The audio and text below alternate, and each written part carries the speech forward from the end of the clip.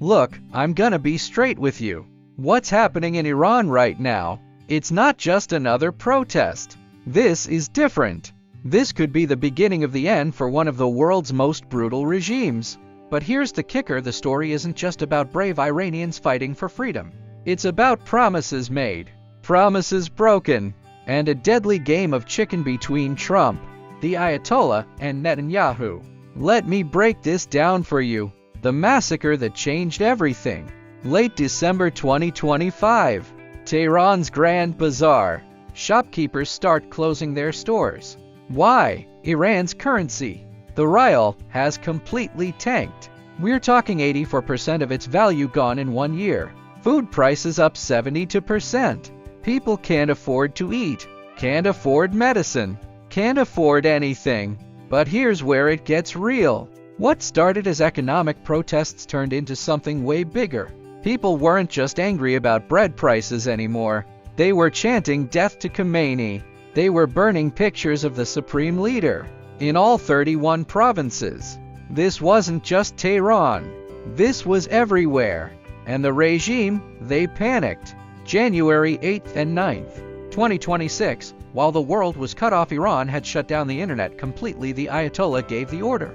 Live fire on unarmed protesters. The Supreme National Security Council approved it. Every branch of government knew about it. This wasn't some rogue commander. This came from the top. The death toll, here's where it gets absolutely horrifying. Iran initially said hundreds.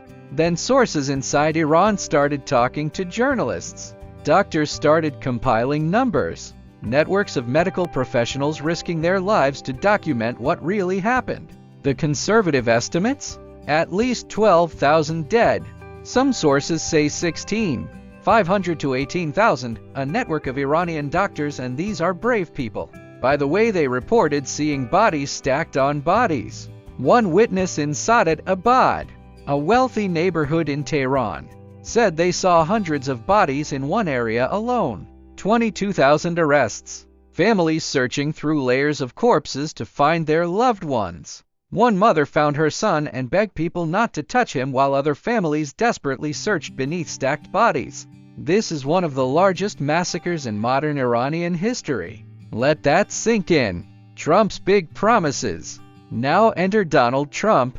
And you gotta give him this, he came out swinging. January 2nd, he posts on Truth Social, if Iran violently kills peaceful protesters, which is their custom, the United States of America will come to their rescue.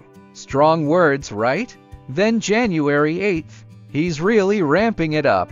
He's telling protesters help is on its way. All caps, he's saying take over your institutions. He's telling them to save the names of the killers because they'll pay a big price. He even created a slogan, MAGA, make Iran great again. I mean, the guy loves his acronyms. Behind the scenes, it was intense. His national security team was meeting. They were preparing military options. Aircraft carriers were being repositioned. Personnel at Al Udeid Air Base in Qatar, the biggest U.S. military installation in the Middle East, were told to evacuate. Trump told reporters he was locked and loaded. He said if Iran continued killing protesters or started executing them, there would be very strong actions. His press secretary, Caroline Leavitt, was on Fox News saying airstrikes were one of the many options on the table. The world was watching. Iranians in the streets were watching. They believed him. They thought American help was actually coming. Remember Venezuela? Just days earlier, Trump had literally abducted Nicolás Maduro. U.S. Special Forces went into Caracas and grabbed him, the guy who everyone thought was untouchable. If Trump could do that to Maduro, maybe he really would help Iran. Israeli Prime Minister Netanyahu was pushing hard for strikes. They'd been wanting to hit Iran's nuclear program again. The protests gave them the perfect excuse.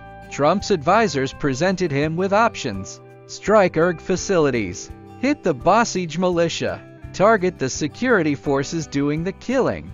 Some hawks even suggested going after Khamenei himself, a decapitation strike like Israel did with Hezbollah's Nasrallah. Everything seemed ready to go. The back down. And then, nothing happened. January 14th, Trump suddenly changes his tune. He tells reporters he's been informed by very important sources on the other side that the killing has stopped. He says planned executions have been cancelled. Wait, what? The guy who was promising military intervention is now thanking Iran? He posts on Truth Social, "I greatly respect the fact that all scheduled hangings, which were to take place yesterday, over 800 of them, have been cancelled by the leadership of Iran. Thank you. Thank you. Thank you." Here's what really happened. And this is where it gets messy. Trump wanted a clean, decisive strike. He told his team he wanted something that would topple the regime quickly. No long war, no quagmire, swift and decisive. But his advisors couldn't guarantee that.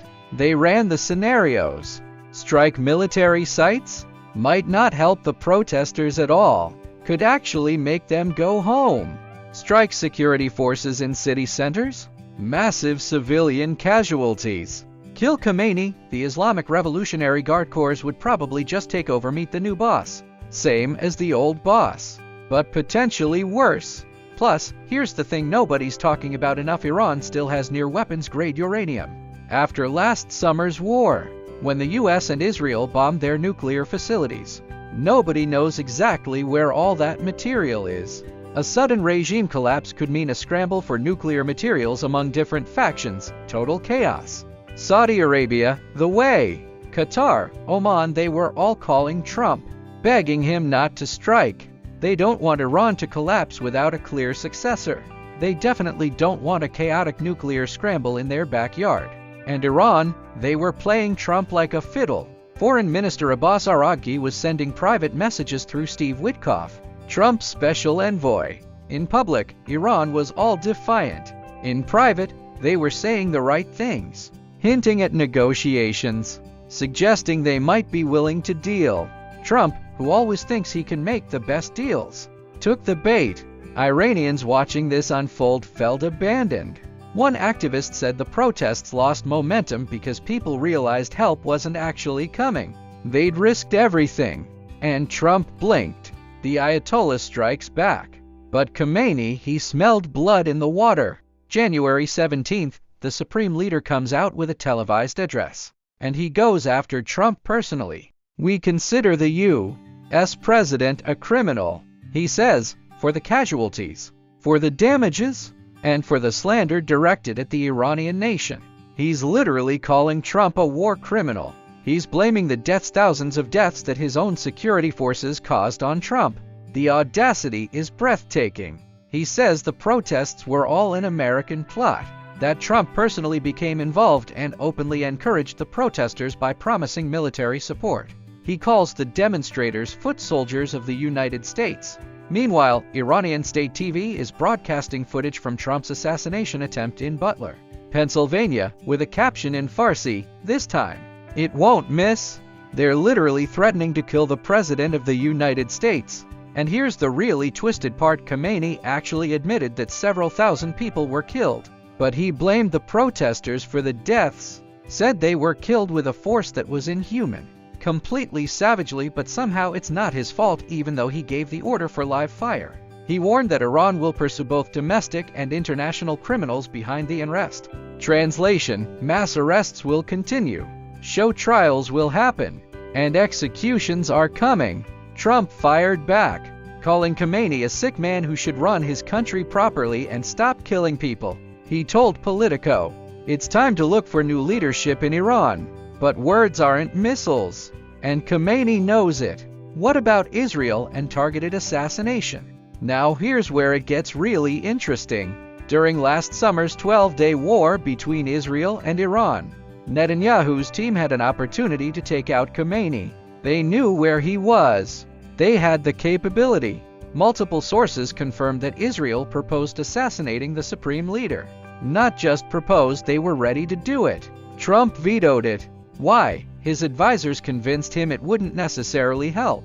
The ERG might just take over. Could make things worse, not better. But that was June 2025. This is January 2026. Different situation. Israeli officials are now openly saying Khamenei is not off limits as a target. Defense Minister Israel Katz said Khamenei can no longer be allowed to exist. Ambassador to the Leiter said on ABC that nobody who's threatening the destruction of Israel should be off the target list. Netanyahu himself, in a Fox News interview, said regime change in Iran could certainly be the result of Israel's ongoing campaign. So what's the possibility of a targeted strike now? It's complicated. Israel has proven it can penetrate Iranian defenses. They've killed IRG commanders, nuclear scientists, degraded air defenses. They've done precision strikes deep inside Iran. But Khamenei is 86 years old and paranoid. After the Hezbollah strikes that killed Nasrallah, he went into hiding during the June war. He's been rooting out spies and potential informants for months. The intelligence challenge is real. If Israel and the U.S. did coordinate a strike to take him out, it would have to be surgical. Perfect intelligence. Perfect execution. And even then, what comes next? That's the trillion-dollar question nobody can answer. The IRG controls the weapons. They control the security apparatus. Killing Khamenei doesn't automatically mean freedom for Iran. But here's what I think is really going on. The possibility is absolutely on the table. Trump and Netanyahu have both shown they're willing to take actions previous administrations wouldn't. Venezuela proved that. The June strikes on Iran's nuclear facilities proved that. The question isn't capability. It's timing and consequences. Where we stand now. So where does all this leave us? The protests have died down for now. The brutal crackdown worked. At least temporarily. Internet has partially returned. Tehran looks calm on the surface. But that calm is enforced by fear. 3,000 people dead. Minimum 22,000 arrested. Show trials starting. The regime is prosecuting people for waging war against God, which carries the death penalty. Iran is weaker than it's been in decades. They lost Syria. Hezbollah is degraded. Their nuclear program took massive hits. Their currency is in free fall. The aura of invincibility is gone. But Khamenei is still there. The IRG is still loyal. The security apparatus is intact. Trump made big promises and backed down when it got complicated. He's now pivoting to what he does best: threats and sanctions. New sanctions on Iranian officials. Tariffs on any country doing business with Iran. Maximum pressure. Version 2.0. But Iranians remember.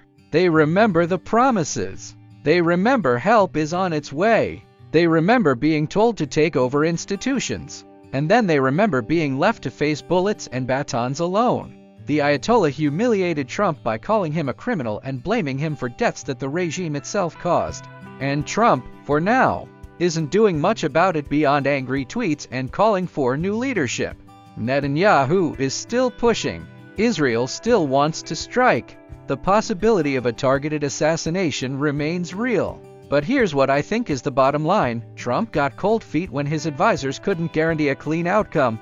Iran played him by offering hints of negotiation. Khamenei crushed the protests and then rubbed it in Trump's face.